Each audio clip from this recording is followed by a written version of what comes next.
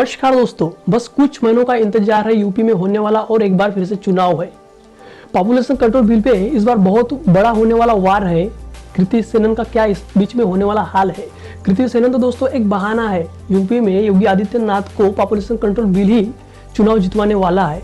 कैसे चुनाव के लिए मद्देनजर रखते हुए योगी आदित्यनाथ ने इस बिल को लाया है, इसके बारे में हम तमाम डिटेल्स और फैक्ट नंबर के साथ देखेंगे इस वीडियो में। मेरा नाम है विशाल सेंडे और आप सभी का स्वागत है मेरे YouTube channel red line alert पे। आइए चलिए देखते हैं बिना किसी पॉलिटिक्स के बारे में इस वीडियो में। दोस्तों आपकी जानकारी के लिए बता दें हम कि आज प्रेजेंट पे यूपी की पॉपुलेशन लगभग 23 करोड़ है। अगर 23 करोड़ को अगर आप वाले राज्य को एक स्वतंत्र राष्ट्र घोषित कर दोगे तो ये चाइना, इंडिया, ब्राज़ील, यूएस और इंडोनेशिया जैसे बड़े देशों के बाद में सबसे ज़्यादा पॉपुलेशन वाला ये देश बन जाएगा दोस्तों।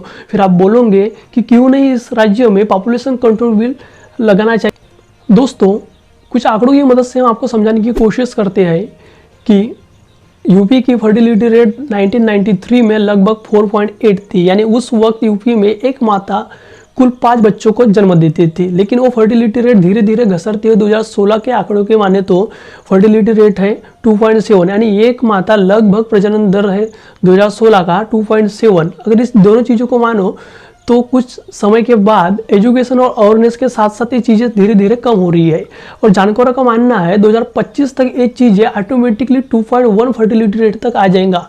और आपको एक फैक्ट बता दें कि योगी आदित्यनाथ जी का मानना है कि 2026 में हम इस एक्ट के तहत फर्टिलिटी रेट 2.1 तक लाएंगे। तो दोस्तों मेरा मानना है कि फर्टिलिटी रेट ऑटोमेटिकली बिना किसी एक्ट, बिना किसी लॉ के तहत अगर वो हो सकता है तो इसमें क्यों राजनीतिक चाल चली जाए।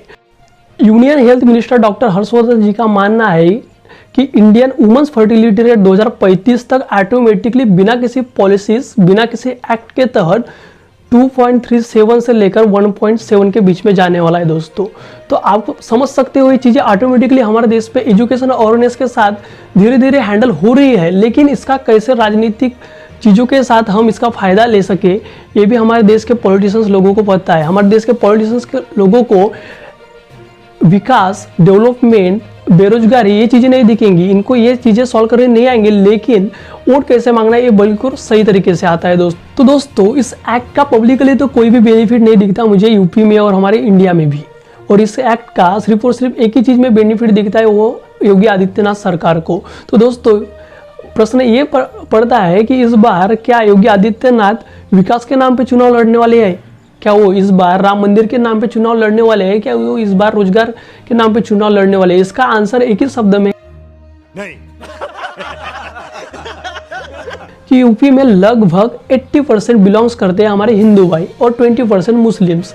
तो दोस्तों ऑब्वियसली ये एक बात है कि एक सबसे बड़ी मेजॉरिटी कम्युनिटी के अगर हमको वोट मिल जाए तो हमारे लिए पॉलिटिकली और हर चीज़ के लिए एक अच्छा बेनिफिट होगा। तो इसीलिए एक खिचड़ी पकाई गई है और यही खिचड़ी लोगों में बांटने वाली है, क्योंकि 6 महीने चुनाव के पहले ऐसी पॉलिसीज आती है तो इसका हमें सीधा असर दिखता है पॉलिटिक्स और राजनीति के तहत। तो आइए चलिए दोस्तों ये सभी चीज़ें तो हम जान गए, लेकिन आपको एक मुद्दे की बात बताऊँ।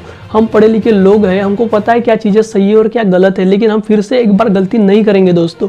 इस बार हम फुल एनालिसिस करेंगे सभी पार्टियों के बारे में, देखेंगे उनके क्या एजेंडे हैं, फिर हम सोचेंगे कि किनको वोट देना है। तो दोस्तों इन तमाम मुद्दों को देखते हुए मुझे नहीं लगता कि इसका कोई भी बेनिफिट पब्लिक को मिलने वाला है। इसका बेनिफिट पॉलिटिकली ही बेनिफिट है और सिर्फ योगी आदित्यनाथ सरकार को। क्योंकि आपको मैं बता दूं कि इस बार योगी आदित्यनाथ ना विकास के नाम पे चुनाव लड़ सकते हैं, ना रोजगार के नाम पे चुनाव लड़ सकते हैं, ना राम मंदिर के नाम पे। तो दोस्तों इस बार चुनाव कैसे लड़ा जाए, इसका आंसर एक ही है, धर्म के नाम। आज के वीडियो में बस इतना ही, मिलते हैं नेक्स्ट वीडियो में ऐसे ही एक जबरदस्त टॉपिक को लेके। चैनल को सब्सक्राइब कीजिए, वीडियो को लाइक कीजिए और बेल आइकन को प्रेस कर दीजिए जिससे आने वाली लेटेस्ट वीडियो आपको मिलती है।